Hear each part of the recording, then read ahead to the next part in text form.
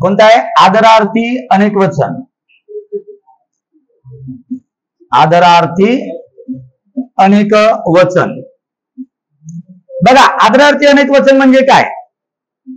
बघा आदरार्थी अनेकवचन म्हणजे काय? कधी कधी व्यक्ती एक असून सुद्धा, कधी कधी व्यक्ती एक असून सुद्धा त्याला आदर दाखवण्यासाठी आपण त्यांच्या बोलताना अनेकवचनी प्रयोग करतो.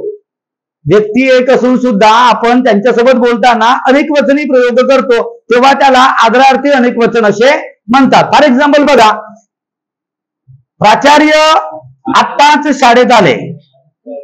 प्राचार्य आत्ताच शाळेत आले. बोलू नका. बघा प्राचार्य आत्ताच शाळेत आले. आता प्राचार्य किती आहेत?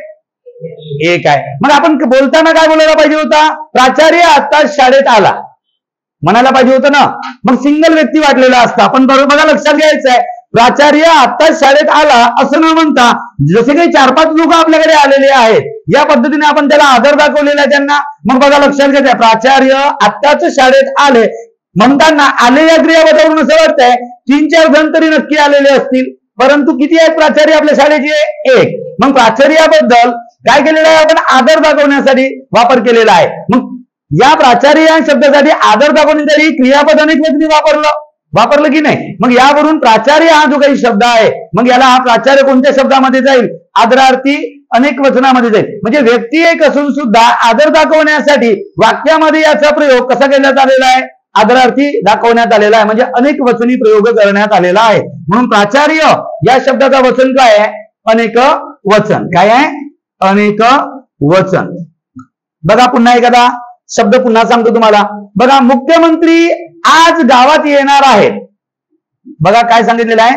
मुख्यमंत्री आज गावात येणार आहेत. मुख्यमंत्री आज गावात येणार आहेत. आता बघा मुख्यमंत्री आज गावात येणार आहेत या शब्दप्रयोगावरून मुख्यमंत्री आपल्याकडे महाराष्ट्राचे किती आहेत? एक. पण प्रयोग कसा केलेला आहे बघा त्यांना आदर दाखवण्यासाठी. मुख्यमंत्री आज गावात येणार आहेत. 4-5 आहेत का? नाही. मग येणार आहेत असं म्हटल्यावर असं वाटतंय की 3-4 जण तरी मुख्यमंत्री आहेत आणि ते येणार आहेत असं वाटत आहे, पण असं आहे का? नाही. याच्यामध्ये जर आपण बघितलं तर मुख्यमंत्री व्यक्ती एक असून सुद्धा यांना आदर दाखवण्यासाठी यांचा आपण अनेकवचनी प्रयोग केलेला आहे. यावरून आपल्याला कळते की मुख्यमंत्री यांच्याबद्दल आदर दाखवण्यासाठी आपण अनेकवचनी प्रयोग केलेला आहे. म्हणून मुख्यमंत्री या शब्दाचा वचन कुठला आहे? तर याचा वचन आहे आदरार्थी अनेकवचन. काय आहे? आदरार्थी अनेकवचन. आपण यांना लक्षात घ्यायचं आहे, आदर दाखवण्यासाठी अनेकवचनामध्ये याचा प्रयोग केलेला आहे. बरोबर लक्षात घ्यायचं आहे. मग मुख्यमंत्री या शब्दाचा वचन कोणता आहे? आदरार्थी अनेकवचन. कळलं का? की नाही समजलं? आता बघा पुन्हा काही आपण नियम बघणार आहोत. यामध्ये बघा एक नियम क्रमांक 1 पहिला. बघा नियम क्रमांक पहिल्यामध्ये आपल्याला बघायचं आहे आकारांत लिहा.